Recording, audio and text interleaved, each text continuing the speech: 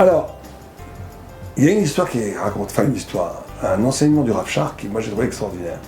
Rav Shach, pour la question, on a posé la question à Rav Shach. Tout le monde connaît le Rashi et même la Gemara, qui nous dit que pourquoi est-ce qu'il y a écrit Naaseh Adam Betzalmenu? Nous ferons l'homme à notre image au pluriel. Tout le monde pose la question, c'est Dieu qui a fait l'homme. Dieu est un. On dit oui, bien sûr que Dieu est un, mais Dieu a demandé aux anges, il a créé les anges le 2e jour, l'homme au 6e jour, et donc il a demandé, est-ce que ça vaut le coup de créer l'homme? Tout le monde connaît le Midrash, certains ont dit oui, certains ont dit non, il a pris conseil chez les anges.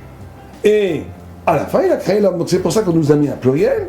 Les lamtra, pour t'enseigner Derer Eretz, le Derer est la voie de la politesse, du savoir-vivre, qu'avant de prendre une décision, même si tu es très grand, même si tu es très intelligent, même si tu es très puissant, demande à plus petit que toi. Donc si Dieu, qui est à Kol Yechol, qui connaît tout, demande aux anges leur avis, alors qu'il n'a absolument pas besoin d'eux, puisqu'il sait tout et qu'il a créé lui-même les anges, donc il n'a absolument pas besoin d'avis, mais il fait cela pour nous enseigner qu'il faut demander à plus petit que soi.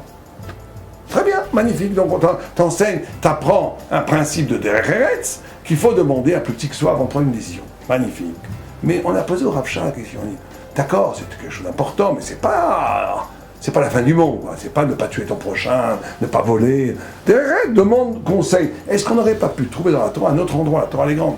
Tu me mets cet enseignement dans l'endroit le plus raguiche, le plus sensible, l'unité du divin, qui est la base même de toute la Torah. Toute la Torah, c'est Shema Yisrael, Hashem Elokeinu, Hashem Echad.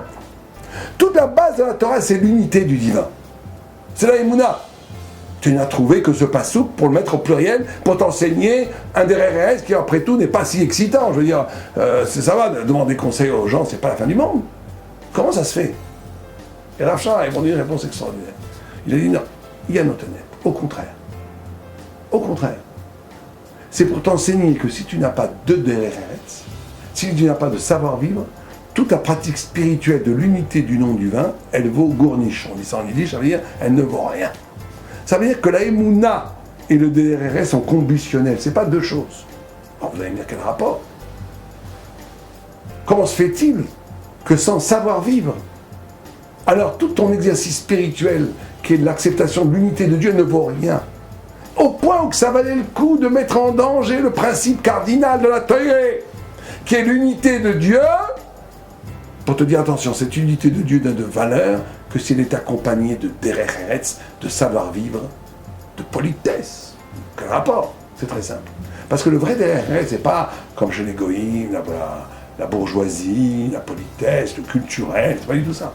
Le vrai Derer Eretz, c'est le souci de l'autre. C'est ça le Derer Eretz, le souci de l'autre. Tu prends une décision intègre les autres qui sont plus petits que toi. Il y a des halachot quand tu manges, ne pas jeter le pain, ne pas tremper le pain dans le vin, pourquoi? Parce que c'est maous, dit le Shulchan Aruch. Parce que c'est dégoûtant pour les autres qui mangent avec toi, ça se fait pas. C'est-à-dire que, c'est pas que ça se fait pas pour être... C'est ça le retournement civilisationnel des goïms.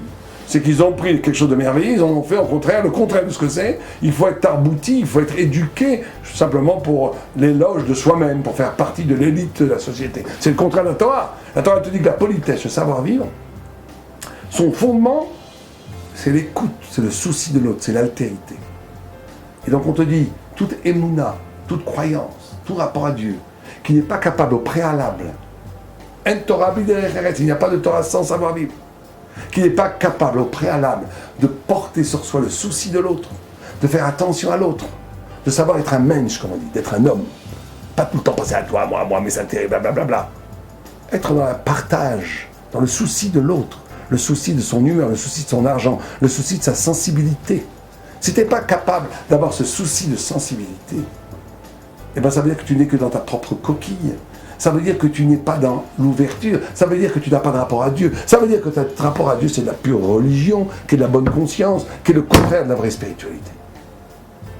La vraie spiritualité, elle s'accompagne par une ouverture. Cette ouverture, elle commence avant tout par le rapport à l'autre. Une fois que tu as ce rapport à l'autre, tu peux entreprendre l'unité de Dieu. Aleva Erenu.